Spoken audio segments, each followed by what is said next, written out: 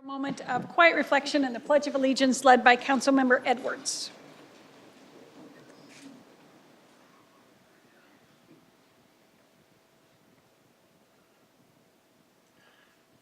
I pledge allegiance to the flag of the United States of America and to the republic for which it stands, one nation, under God, indivisible, with liberty and justice for all.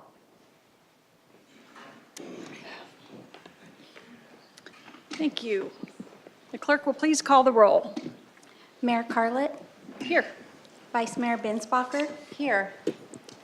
Mayor Pro Tem Hunt, Here. Councilmember Patena, Here. Councilmember Finn, Here. Councilmember Edwards, Here.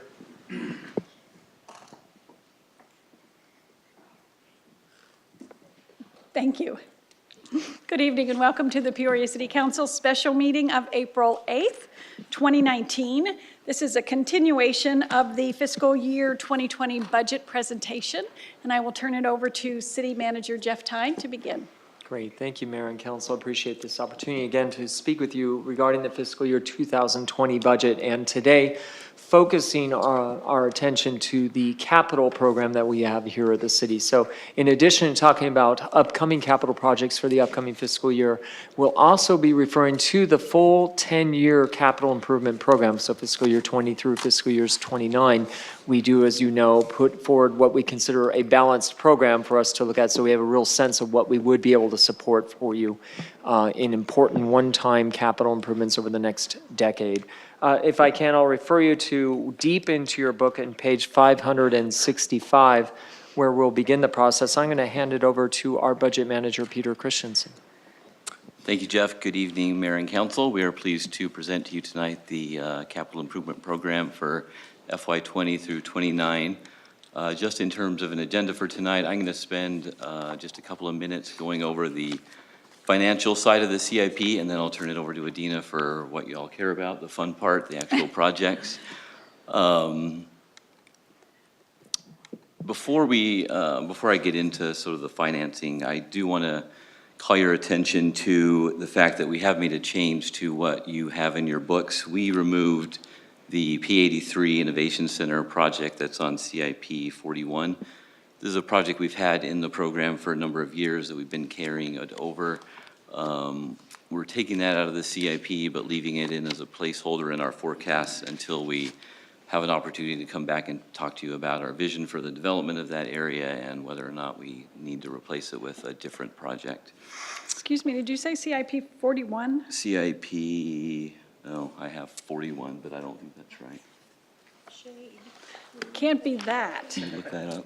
Oh, here it is. It's 40. It's 40. Is it 40? Okay, thank you. I'm sorry about that. So with that change, the FY20 capital budget now totals $256 million, and the 10-year program is $726 million, both slight decreases from last year, mostly due to this one project. As always, the program is balanced and sustainable, meaning that we have reliable sources of revenues to support both the capital costs and the ongoing operating costs of all of the projects that we have in the plan. As you know, we have literally dozens of different funds that go into the CIP. They're summarized here before you on the screen in the pie chart, and I'll just briefly go over some of this. If you look down toward the bottom, you'll notice that the two pieces of the pie labeled enterprise operating and governmental operating, those two categories make up 40% of the overall CIP. Those are pay-as-you-go sources of revenue, meaning it's cash that we already have on hand. We're in our various operating funds, namely water, wastewater, and the general fund, but also a lot of other different ones. And then moving up to the sort of upper left-hand side, about 32% of the program is financed by some sort of debt, broadly categorized as either revenue bonds for water and wastewater or GO bonds for all other uses. We are preparing to sell $33 million in GO bonds in the next couple of months, primarily for the Paloma Community Park, so you'll be hearing more about that very soon. The amount of revenue that we generate from our secondary property tax Obviously depends on our assessed valuation for the entire city. Those assessed values have been very strong over the last 5 years or so.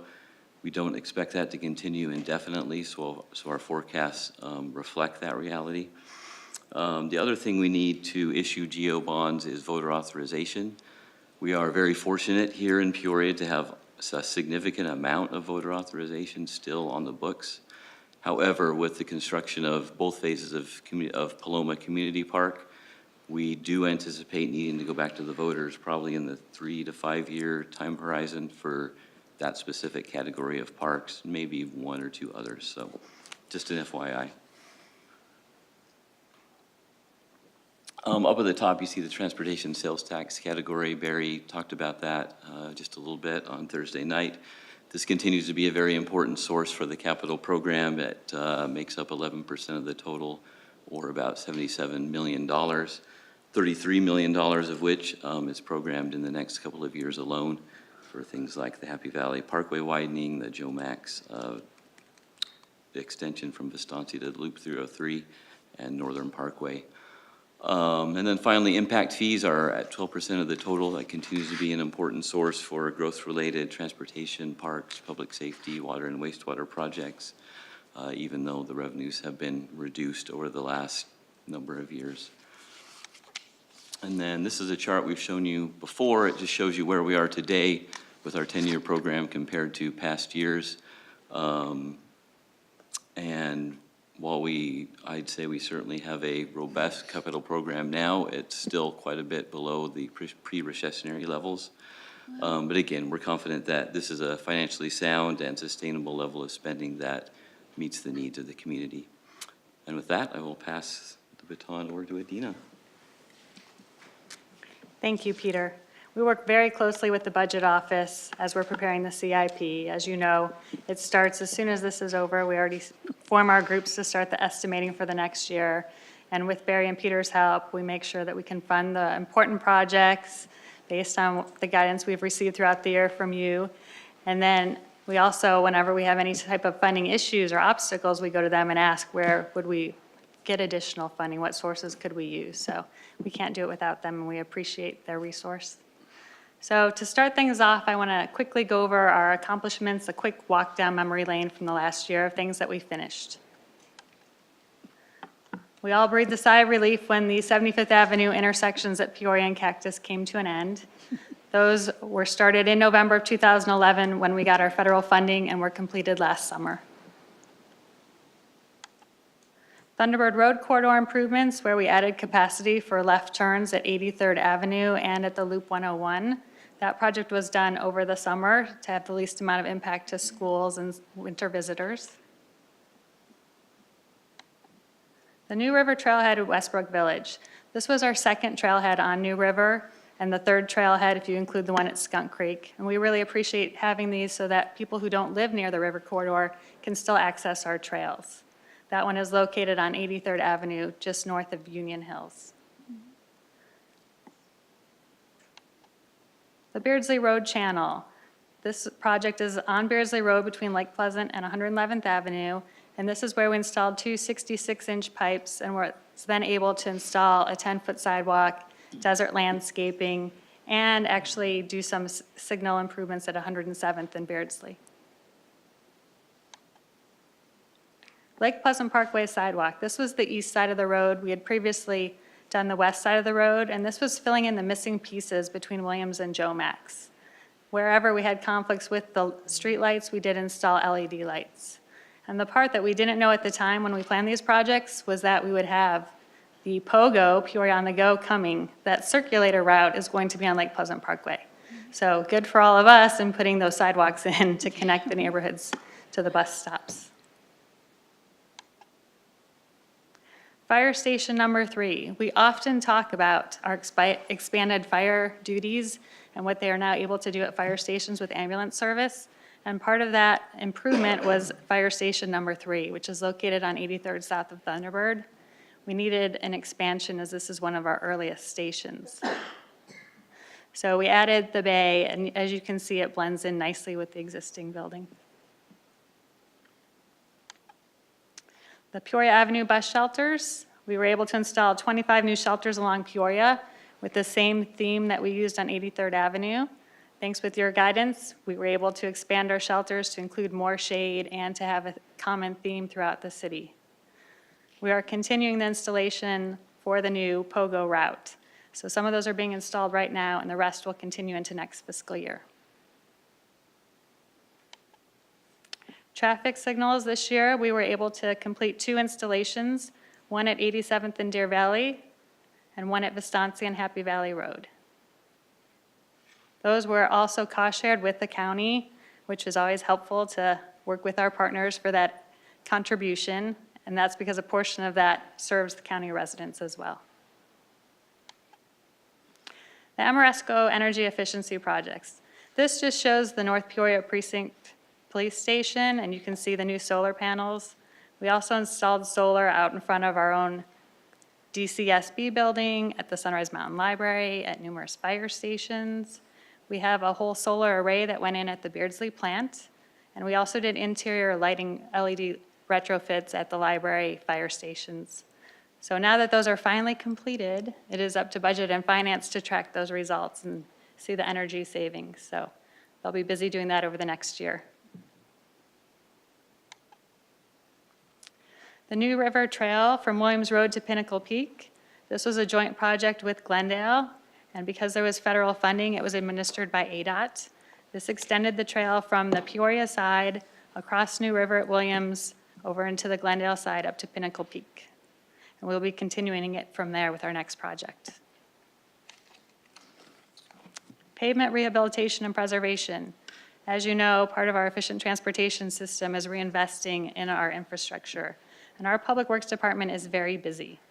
This is really just a portion of the projects from fiscal year 19.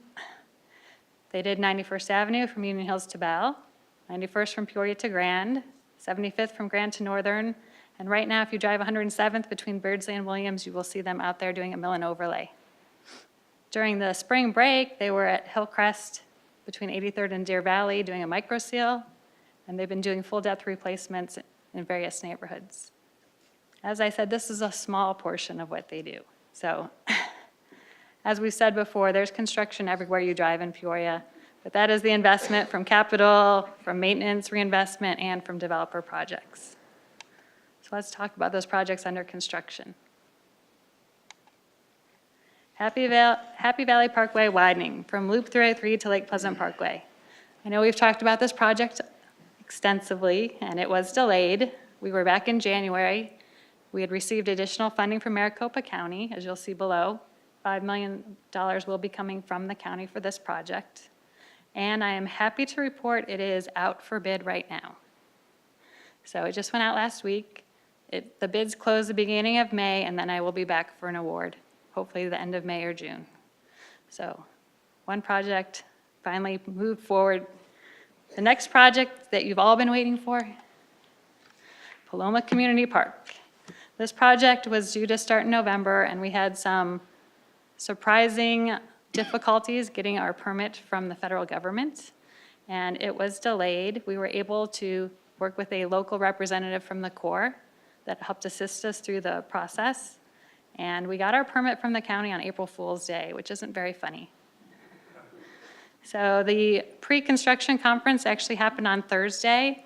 We have people already out there doing surveys, and you will start to see more equipment the middle of April and the groundbreaking at the end of April. So with that delay, we're showing a target opening late summer 2020. So phase 2 you will see later. The Community Assistance Resource Center, you had a great presentation on that last Tuesday that talked about the existing community center and this expansion at Jefferson and 83rd Drive. We're happy to provide a location for nonprofit agencies and the city to deliver those much-needed services. The construction should be complete at the very beginning of the summer, and that was funded partially with the CDBG money. Bell Road, Peoria Auto District, you just saw this presentation last week as well, and this is to do one of our signature streets on Bell Road, between the Loop 101 and 92nd Avenue, the western part of our city. We will bookend that section of Bell Road with 2 signs memorializing the Peoria Auto District. We also will do enhanced landscaping, and we will be increasing that left turn storage at 84th and 87th Avenue. We should be starting construction later this month. Another project you've recently seen is the 67th Avenue and Pinnacle Peak drainage improvements. The first phase, we awarded the contract in March, and that will be constructing the local conveyance system in the neighborhood. We did have a public meeting and had some residents come out with some additional concerns. We have been working with them to address those concerns, mainly about driveway access. So it's very important to be able to get home, so they wanted to talk a little further. Phase 2 will be going out for low bid construction, and that will be those basins located near 67th and Hatfield Road. We will be coming back for that later in the summer for an award.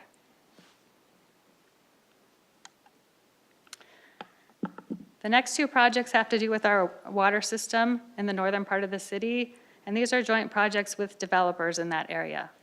The Westland Road Reservoir and Booster Station is under construction.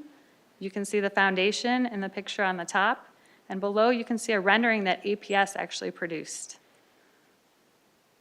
This is part of that joint development agreement and provides 2.5 million gallons of storage, which is the equivalent to 10,000 homes.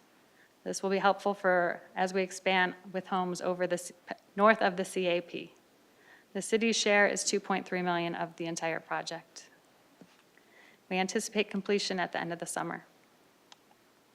In conjunction with that project is the Lone Mountain Parkway 36-inch water line, which is located between Loop 303 and Lake Pleasant Parkway. You see this project as you're driving on the Loop 303, and we always get asked, is this a road going in? And the answer is, no, that will come with development. This is the much-needed water line. Vistancia is fed entirely by a well system. This project will actually bring the CAP water that flows within Lake Pleasant Parkway and will connect it to the Vistancia system. This is important so that we have a redundant source of water and also for a robust water system, and it helps with our drought contingency planning.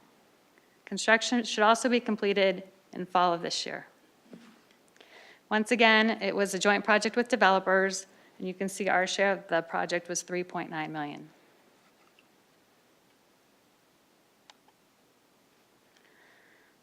Third Avenue improvements from Northern to Olive. This project is under construction, and while the photos don't do it justice, we have been out there very busy removing buried trash that was in the area. We've installed the water line, we've installed storm drain, and now we get to the fun part, the surface improvements that everybody can see. So this will be installing 2 lanes in each direction with a raised landscape median. We will be replacing that chain link fence with a much nicer wrought iron fence, and we estimate completion at the end of the summer.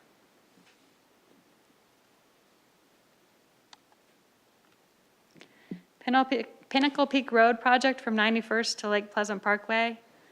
This project is mainly led by developers on the south side, and it involves funding of the north side from Maricopa County. We had been here in January to talk about additional funding we received from them. If you look at the photo, the section from 91st to 95th Avenue is under construction. They've poured the curb and gutter and the sidewalk. They've poured foundations for the signal at 91st. There's still a lot of work that needs to be done in cutting the grade for the roadway, for undergrounding the APS power lines. We anticipate that section being done in the fall. The section from 95th to 99th is a bit more complicated as we deal with some gas line construction. We're still working with Kinder Morgan on the exact requirements. Are you saying that there is a gas line under there that you have to avoid? There's an existing gas line that crosses the road, and when the initial road was placed, the depth of the gas line was fine.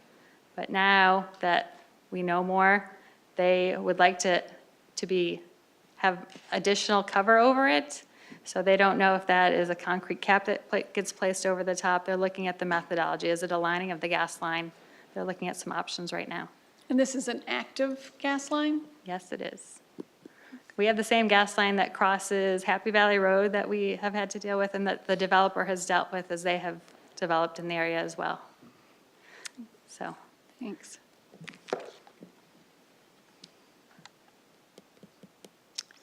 Placemaking Initiative. You saw this as a new project last year. It was something brand new to the city of Peoria.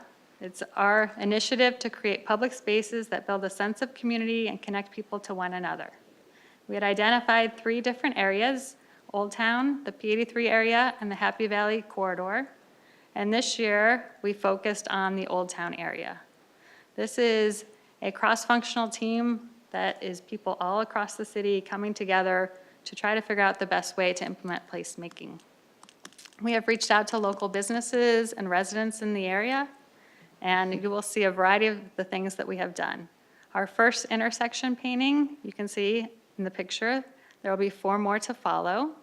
In the top right, you can see Music at the Plaza, the free concerts that have been happening since October and continue through April. We also, on the bottom right, at Osuna Park, installed musical instrument play equipment. And this was to activate the park, so when we have people coming out for events, there's something extra for the kids to do. We also make sure we set up games in the park and other activities for families. The last picture you will see is the plaza out in front of Driftwood and Axiom Church.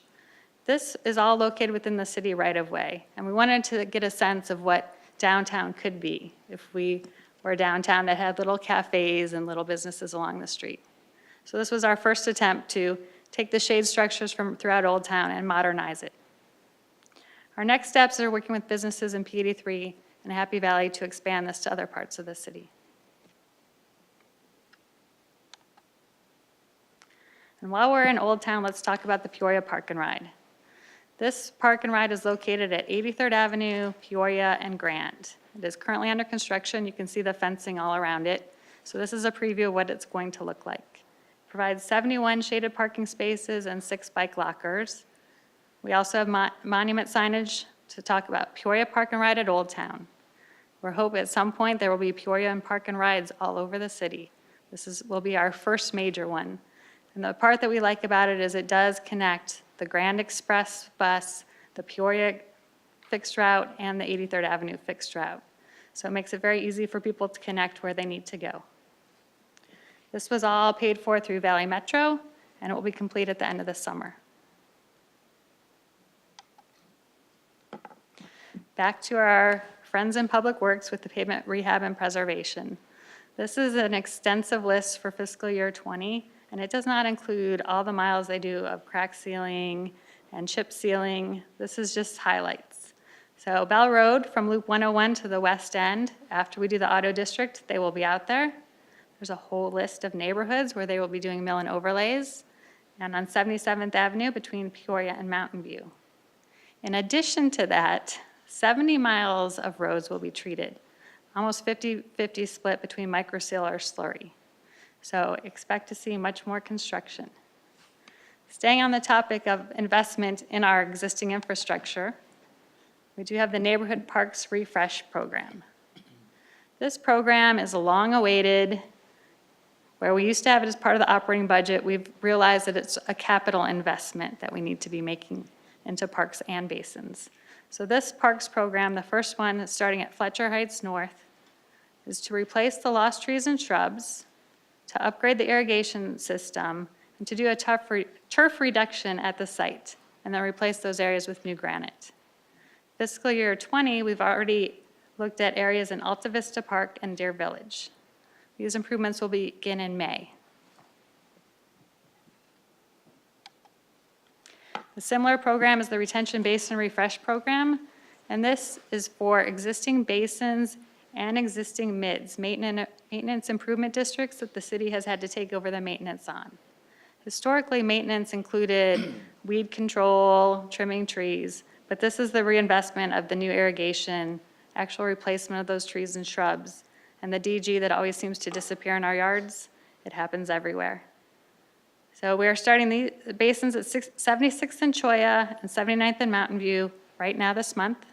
And next year we have slated Northern 108th, Yuccan 88th, and Beardsley and 95th.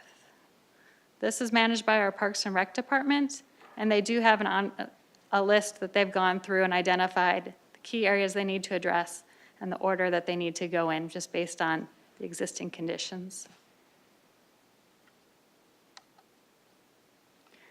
The landscape enhancements, the similar program that we have, you've seen this project before.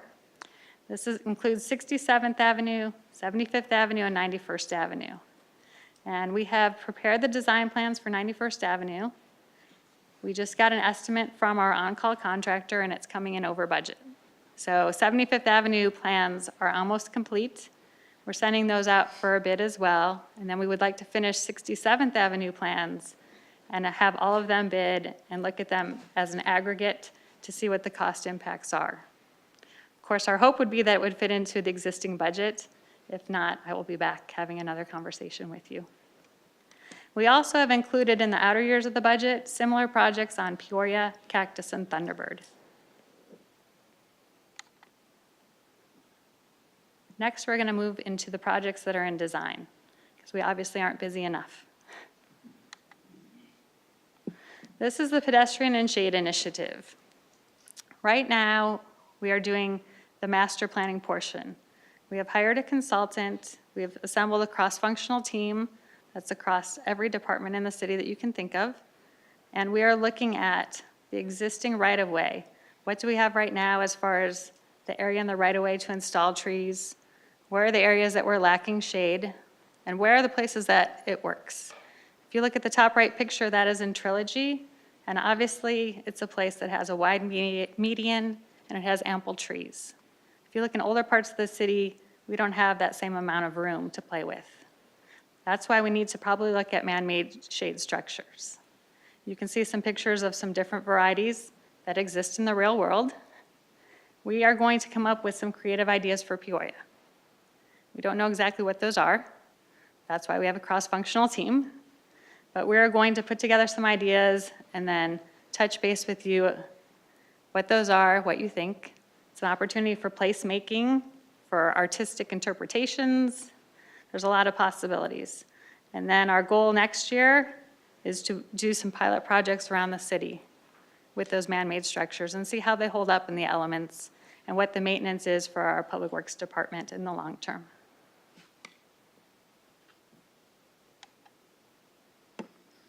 Next, we move into our neighborhood parks. Country Meadows and Sonoran Mountain Ranch are both on the same track. We have hired a design consultant. We have scheduled a public meeting for Sonoran Mountain Ranch. I believe it's going to be our first pop-up public meeting, working with the neighborhood services. Country Meadows, we're trying to schedule as well. And this will be having the residents come out and talk to us about what's missing in their park. What would they like to see more of? What would they like to see that's different? So once we get through the public engagement process, we can move into design. We have the money to construct those improvements in this fiscal year 20.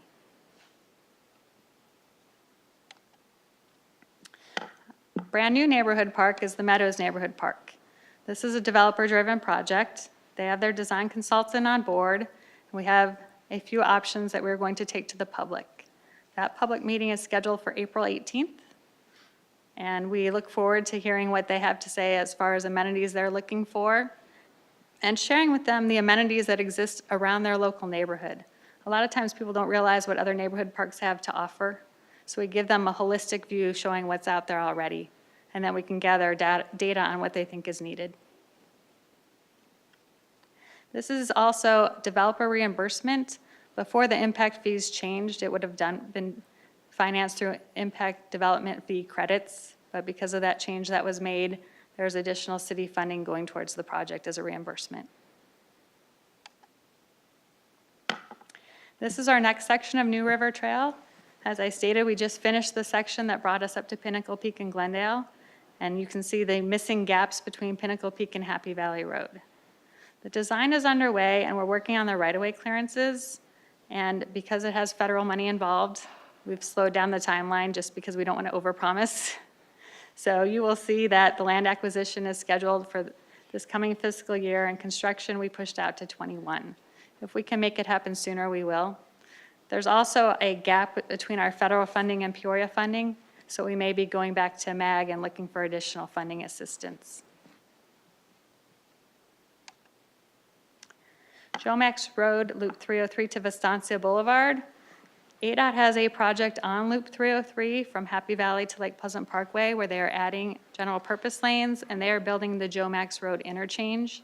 another exit for our neighbors in the north. And part of that project is us having a companion project that will connect it to an existing roadway. So this project will build that segment between Vistancia and the Loop 303. We did do a design concept report that showed Jomax going all the way to El Mirage to the west and going to Tierra del Rio in the east. We took that to the neighbors a month or two ago, just to show them what the future holds so they have an idea of the circulation of the future, and also to show them the cost impacts. Those other sections are very expensive. One, I believe, is 40 million, and the other is 28 million. So those are big projects. And when they ask, why can't we build them now? The financial impact versus the benefit to the neighbors that live out there just don't make sense right now. So this project is going forward with the ADOT project, and we're working closely together to coordinate our schedules. The land that we need for this is all on state land, so we have our application in for the right-of-way right now. 67th Avenue widening from Pinnacle Peak to Happy Valley Road. This is an update to the design concept report. We did a design concept report many years ago, and since that time, we've had the development at CCV, all the commercial development. Phoenix has had development on the east side of the road, so we're going to update our original concept. Still looking at 3 lanes in each direction, bike lanes, sidewalks, raised landscape medians, and street lighting. It's coordinated with another project for the ultimate drainage improvements in 67th Avenue and a water line that we also need in the roadway. So the design concept is being advertised next month, and we're giving ourselves a whole year. And I know it sounds like a long time, but Glendale is to the south, and Phoenix is to the east and to the north. We're also working with Flood Control District for the drainage portion, and it crosses Hatfield where we have the APS and SRP power line corridors. So it's a lot of coordination and will probably lead to many intergovernmental agreements and looks at financing options for us. So we've laid out a schedule that doesn't look very aggressive, but when you consider the coordination, we think it's practical. Pyramid Peak Water Treatment Plant expansion. I probably should have put this in the construction area because we're getting very, very close. This is one of those strange projects where Glendale owns the Pyramid Peak Water Treatment Plant. It's located within the city of Phoenix, but we are paying to increase our existing capacity at the plant. Right now we have 11 million gallons per day. We're increasing to 24, which is the equivalent of 50,000 new homes. That, of course, is just equivalent. We could use it for some great business adventure that comes up. And this is water from the CIP that can be moved through the city. It travels along Jomax to Lake Pleasant Parkway, where we just are putting in that 36-inch water line that takes it across the river into Vistancia. So it really opens up opportunities for us along the 303, along Lake Pleasant Parkway, or in the commercial core. So construction should begin later this summer, and it does take 2 years to complete. It is the largest project that we have in the CIP.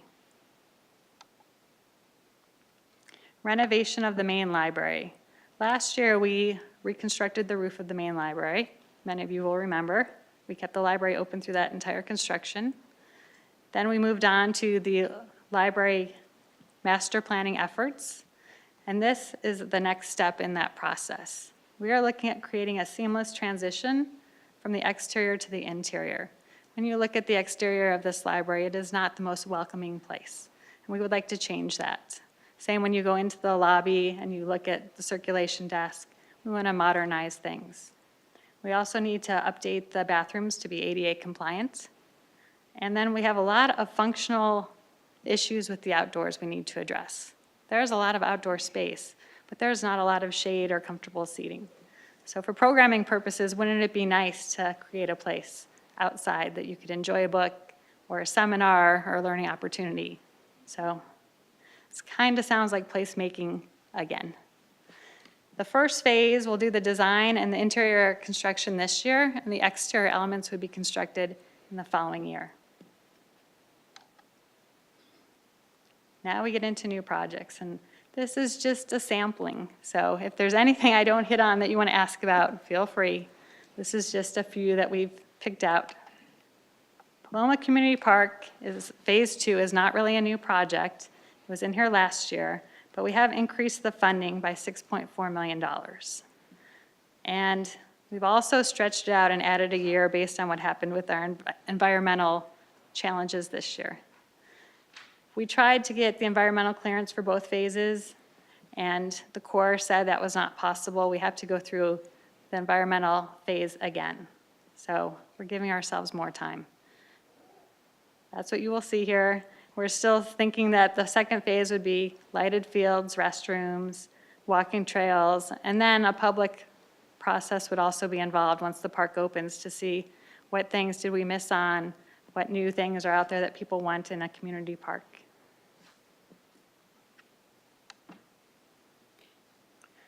And we're looking at the next section of New River Trail. We were lucky enough to be awarded a MAG grant, and that allows us to do a design concept for the trail. This trail goes from Happy Valley to Jomax, and it will help us identify the alignments. It will help us look at alternatives, 404 issues, any type of buried treasures that we have along the way. And then it prepares 10% plans. Because we don't have any federal funding for design or construction, it is in the outer years, but we hope that if we get the DCR completed, we will be able to pursue federal funding to try to move it up into the program. 107th Avenue from Williams Road to Hatfield Road.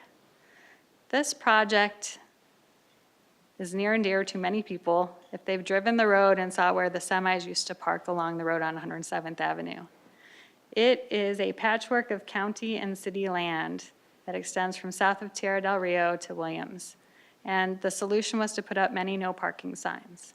But residents have talked to us about how they would really like to see pedestrian connectivity and bike lanes.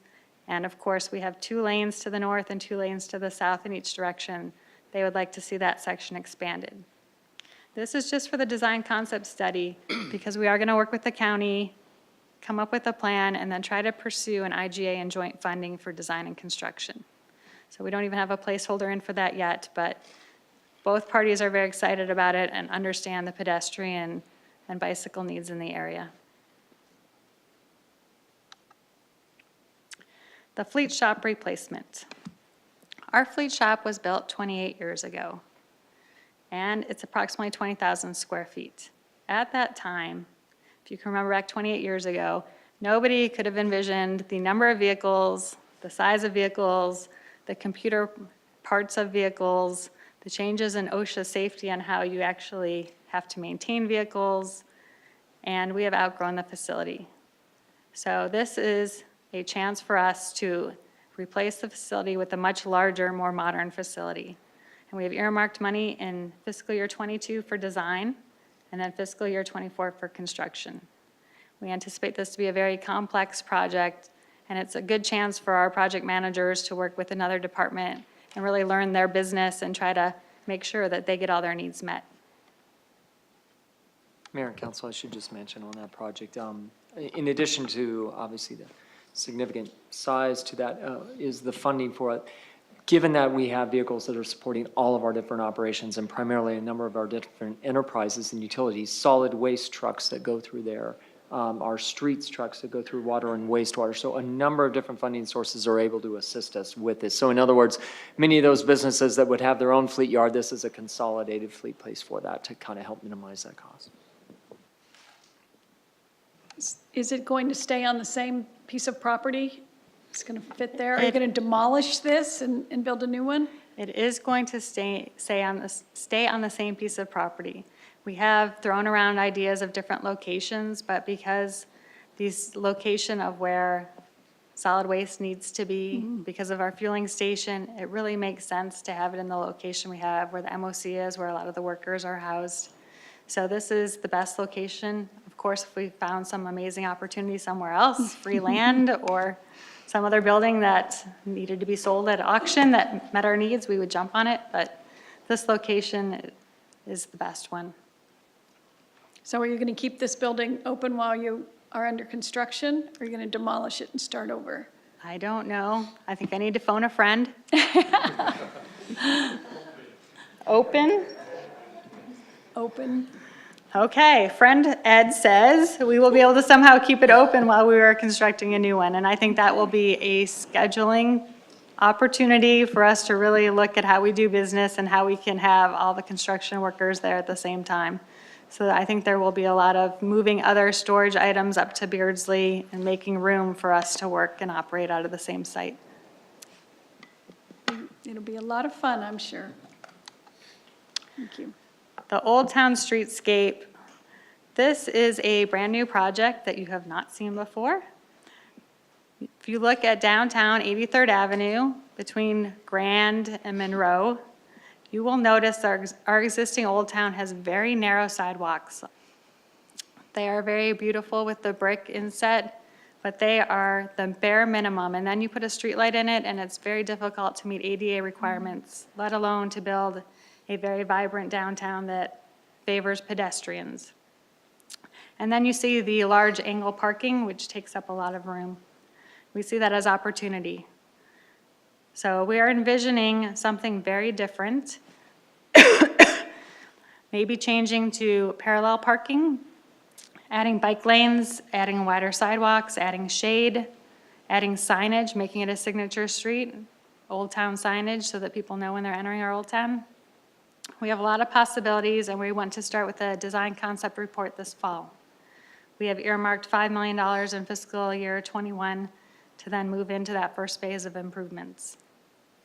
We are very excited about it, and we're also looking at opportunities with the Peoria Place and MIHS that maybe even changing the route from Cotton Crossing through lining up with Whitney and cutting through Peoria Place. So more to come, but it will be very exciting changes. Yeah. The last project I'm going to cover under new projects is the Reclaimed Water Master Plan implementation. A study will be conducted this fiscal year to determine the actual projects to achieve the highest and best use of reclaimed water resources. What does that mean? It means we're going to look at the large turf areas in the city and see how we are irrigating them. We're going to look at how we recharge into the ground, how our facilities operating, are there new technologies for recharge? Those credits have been vital in looking at our drought contingency planning, and they're very important. We also see the need to connect our systems. Being able to move that water to different parts of the city is very important. So we're going to look at new technologies. We're going to look at the future. Is there a point in time when you can see using reclaimed water for something else and having it connected to an actual drinking water facility processing plant? The future is really unknown. There's other cities that do use their recharge and blend it with other sources for drinking water. So we have to look at the future, we have to look at what's out there, and we need to plan a connected system that can offer all of the areas of the city the same recharge capabilities. It's a very exciting project. I'm really happy that we're doing this. And we do need to look at the future. That's our job, right? As a city, that's what we're supposed to do, make sure that our citizens have this core necessary service for the whole future of, the time not only that they live here, but that their children and future generations live here. It's a really big deal. It's very smart of us, isn't it? It's very exciting, and I'm glad that we were able to work with our budget department and find $8 million to put towards it. I'm That very is a glad, nice amount of too. money to do some exciting things. Yes. Thank you. Next, I want to touch on our Community Works program. It's not a lot of money, but it does offer us the opportunity to do projects that come up throughout the year.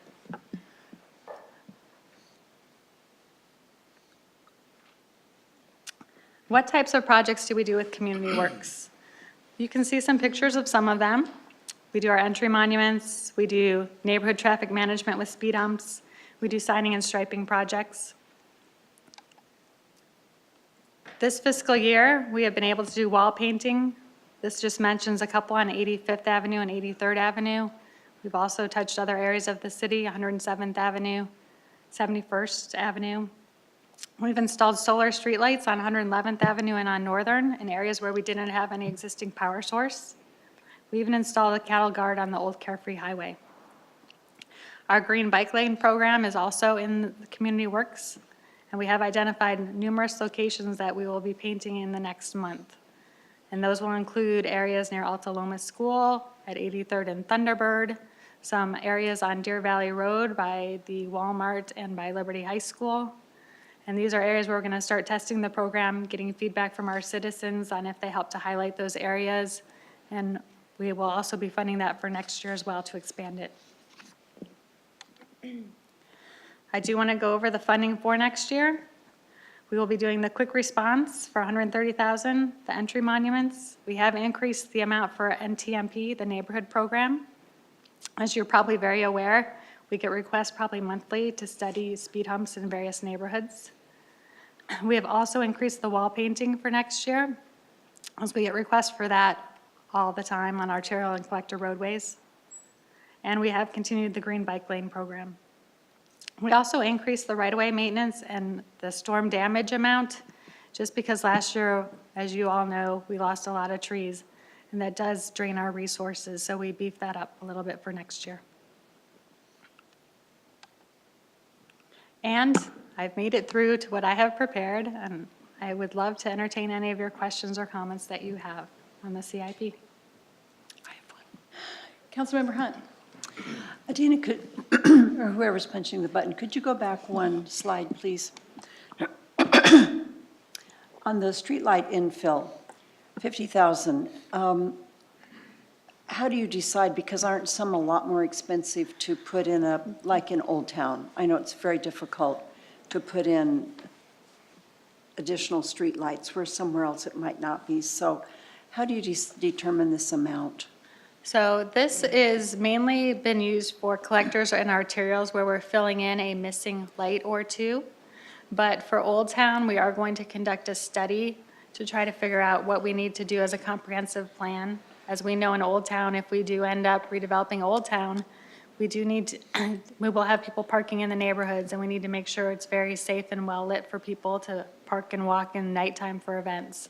So that would probably come forward as a separate capital project after we identify the needs. Okay, so maybe next year?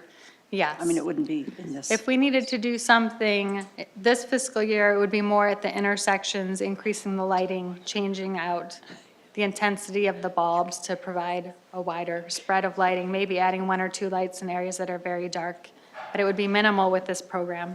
Sure. Okay, thanks. No problem. Councilmember Edwards. Thank you, Mayor. Well, you had a whole list of things here. It's just, it's amazing the amount of projects that really have is. been completed or started or are envisioned in the future. And I just want to thank you and your staff for just taking everything that we have talked about during all of our budget and our study sessions and starting to bring them to fruition or completing them. So, but I did have a couple of questions on a couple of them. On CIP 116, which was the 67th Happy Valley Yes. improvement. Is there any talk about doing any improvements north of Happy Valley, from Happy Valley to Jomax? Because I know that that road coming south is heavily trafficked, and the condition of that road just seems to be getting a little bit worse. Well, Councilmember Edwards, we are aware of the condition of the road. We are looking more at the intersection for improvements as far as possibly adding a right turn lane at the intersection. But because we will have Phoenix at the table for discussions, it will be a good opportunity for us to talk about the maintenance of the project. And originally, the section we're talking about was supposed to be turned over to Phoenix after we complete it. And we are going to have discussions if that's the right course of action based on how they maintain the roads versus us making a capital investment and maybe wanting to maintain it ourselves. So, Okay. And then the other one was, you had talked about the capital improvement 144, which was the Pinnacle Peak from 91st to LPP. yes. So, and I know we've talked about this one-offs, and then we've had, I think we talked about it here at a study session some time ago. I'd still like to see your thought process or the documentation that came up with not having a signal at 95th Avenue. With the amount of traffic the high school generates in the morning and the afternoon, the amount of homes that are in the community and that are coming to the community, it just is increasing 2-3-fold. And I just think to not have a plan in place for something, we need to have a look. Do we have a traffic signal program that you guys base your decisions on which intersections are coming for signals? Councilmember Edwards, this past fiscal year, we have been working with a consultant, and we've identified areas where we have high accidents at intersections. And we've also been studying a variety of intersections based on what we've heard from the council members and from citizens, and we are starting a priority program. So we have a list of signals that we will be updating every year, and then we have some signals that are on our watch list, some in Vistancia, the one at 95th and Pinnacle Peak, one at 83rd and Jomax, that we will study every year because they're getting closer and closer. And once they meet the requirement for a signal, we'll be able to put it in. We are installing the conduit at 95th and Pinnacle Peak. And then there's other areas that already meet signal, they have the need for a signal. One of those is 83rd and Ludlow. With the traffic signal program this year, we just completed the design, and then we will be installing the signal with the traffic signal program next year. So we put those first when they already meet the need for a signal. And it tends to look at the 4-hour warrant and the 8-hour warrant. So it's looking at an expanded amount of the day when it needs to have a traffic signal in place. But we would love to discuss that with you further as we get our studies completed. We can always. Yeah, I'd just come love to back. see the information that you guys are getting together so that, when residents do come to us and we at least have some answers to say, this has been looked at, it's in the, it's on the drawing board, it's not on the drawing board, based off of, just a culmination of different priorities, so, All right, thank you. We will work on getting that together for you. okay. But you did say as you're building the road, as you're expanding the road, you're putting in the conduit in We put the advance? conduit underneath, so that way we don't have to cut open the roadway. And then the design is very simple, Yeah. in the scheme of things, simple. So then we are able to work out of the footprint and install the foundations and build the signal. That'll help, that'll expedite it. Yeah. Yes, and we hate to cut new pavement. It's always embarrassing, although sometimes it happens. I just have one more, I'm sorry, Mayor. And you actually didn't cover this one, but it's Capital Improvement 44, which is the arts distribution program. Councilman Edwards, I can answer that. That is really an administrative mechanism. Okay. We have a city ordinance that requires that we charge all capital projects a 1% fee, basically, that goes toward public art.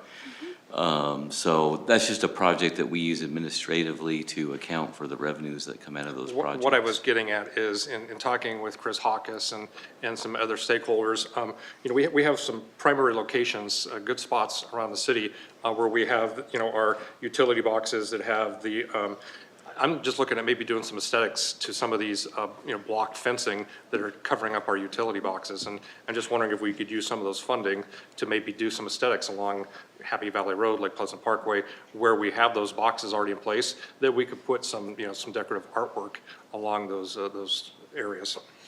That's certainly a source of funding we could consider for something like that, yeah. Yes, Councilman Edwards, I think that with our placemaking group, because it's the multi-functional, cross-functional team, and we talk about art and we talk about opportunities, that would be a good place for us to have that discussion as a great next step of things we could look at. Thank you. That's all I have, Mayor. Thank you. Thank you. Vice Mayor? Thank you, Mayor. Just a couple of questions. You might know, well, you probably will know this off the top of your head, like you know this whole book. So El Mirage, in Vistancia, El Mirage going north in towards Blackstone, towards Mystic. So as that goes all the way through, it loops around and comes back out at Westland area right now, that's kind of unfinished over there. Do you know what I'm referring to?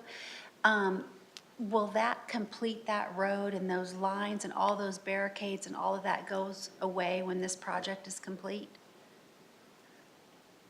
Which project are, I'm sorry. So it's page 30, El Mirage, let me look and see. or page 130, I'm sorry.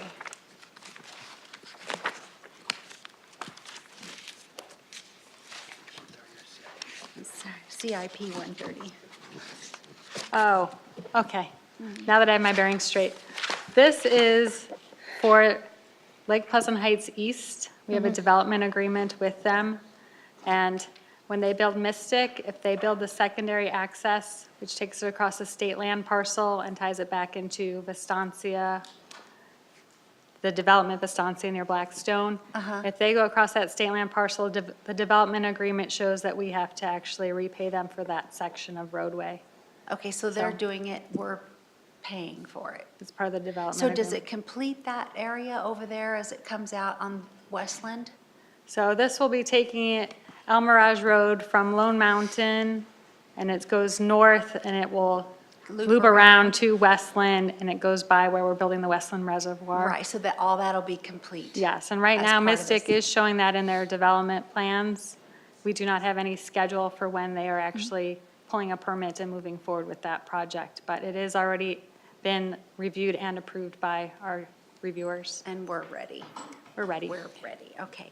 One other question about Sonoran Mountain Ranch Park improvements. So that is part of a project with, I think you said Country Meadows? They're two separate ones, They're yes. separate, I just but put them they're- together. Okay, so Because how they were does- similar. I'm sorry, I confused you. All right, what I was thinking about was I noticed on Sonoran Mountain Ranch on page 103, it mentions a design professional for the design and public outreach. Would we do that on that size of a project? And the reason I ask is I think it has like $380,000 and I wouldn't want to take too much of that for design.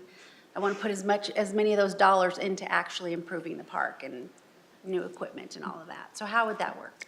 Vice Mayor, when we negotiate the contract, we do look at the overall construction amount. And so the design contracts for those projects are then distributed based on what we're going to build. But we didn't want to move away from the public outreach process because we feel it's so important to hear from the It is, users. yeah. And we do also have requests for a sidewalk in that area. So we're going to use that public meeting as an opportunity to meet with the neighbors to talk about the sidewalk location as well. It's just a good chance to reach out and see if there's any other needs that they have. Okay. But yeah, I understand your concern about the amount of funding we have and how far it's going to go. So we're interested to hear about what their wants are and what their needs are at the park. And hopefully we will be able to accommodate what the ask is or to just look at what the real needs are and do some soul searching and decision-making together with you. All right, thank you. Councilmember Finn? Yeah, just one quick question, but before I get into that, thank you for all of your hard work on this. This is always amazing what you guys go through and how one person can sit here and answer every question that we throw at you, so kudos to you. My question was on the facilities building that was being redone. What do we think that positions us as far as time? Because I think it was going to 40-some thousand square feet from, where do we think that positions us on a timeline before we need to do something different? I'll do my phone a friend, but I'm guessing it's like when we built it 28 years ago that we don't really know because we don't know all the technology changes that are going to happen. But I'll see if Kevin wants to come on down, if he's here. Come on down, Kevin. You could just send me like number signs in the back or something. I think our immediate comfort level is at least 20 years on Okay. that, obviously with the hope of going closer, to the 30, 40 on something of that nature. But again, I think Ms. Lund's point is well taken, is that we can predict a little bit better about the number of vehicles. We can't necessarily predict about the types of vehicles and how Understand. they're serviced. Yeah, okay. That was my only question. Thank you. Councilmember Patena, did you have anything? Anyone else? It's a pretty incredible capital improvement program budget. I mean, it's takes into consideration not only all of the things that we think we need in the immediate future, but it takes the long-range view of our city too. And, what more could we possibly want? We're looking at shade, we're looking at water, we're looking at an increase in parks and all of the amenities and the core services that our citizens need to have a great quality of life in Peoria. So good job. We thank you very much for all the work that you're doing and all the things that you're trying to do simultaneously. I imagine that it is a tremendous amount of coordination, and we really appreciate the work that everybody does, our entire staff, as well as you guys for facilitating this. Thank you. So thank you. Is that it? Yeah, I think that is. If I could just close on the, kind of see where we're going to go in the future here. The formal process is what we call it. That's what's kind of mandated by the state to adopt a budget Did we add it in there? Oh, no. It disappeared, but I think I know it by heart. So what we're going to see on May 7th, we're going to come to you with a tentative budget. So to have some of the changes that Peter talked about, we'll present that to you on the 7th. That's to set the maximum appropriation for the city. And then we come back 2 weeks later, May 21st, and that would be the final adoption of the budget. We're also, I believe, we're doing the property or utility rates at that time. There will be a public hearing for utility rates and the adoption, and also a public hearing for property tax.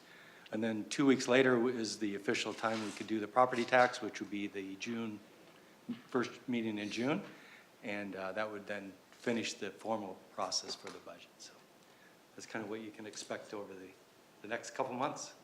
Okay, and just for the sake of people watching from home, even though we will be bringing those things forward with regards to the property tax and the tax rate, the sales tax rate, we will not be increasing any of those with this budget. Everything done with our current revenue sources. Yes, great. Thank you. Thank you. Mr. Tyne, do you have anything? Great. Well, again, I want to thank you all for all of the assistance. Thank you, staff, for providing this presentation. And again, to your point, Mayor, really, this is a budget that was put forward that really tried to have a balance of amenities that we can provide, both from our operating day-to-day to make sure that we are focused on those core services, that we really are incorporating, really reflecting all of the interests and needs of every single neighborhood that we have, really looking at the things that are going to create experiences for our residents, but trying to do so fiscally in a well-managed way and in a fiscally sound way, in a way that keeps our tax rates the same, that has a minimal impact in all of our other areas. So with that, we believe that this puts that forward and achieves the goals that you provided for us. And with that, we'll address any other questions you have. I think based on the look of our city council here, oh, Councilmember Hunt? Is it possible, just so we don't have to study this anymore, to have, I mean, not that it's not enjoyable, okay. I mean, I love it. But can you send this presentation into our mailboxes? Because that really summarizes it, and that's what I need. to go Yes. to. That would be great, The thank you. clerk's office will make sure it gets out to everyone. Great, thank you. Thank you all very, very much, not only for the CIP presentation, but for all of the budget presentations from all the departments. Really professional and knowledgeable and well done, and we are really thrilled. Thank you all very much. Thank you. And with that, we are adjourned. Wow.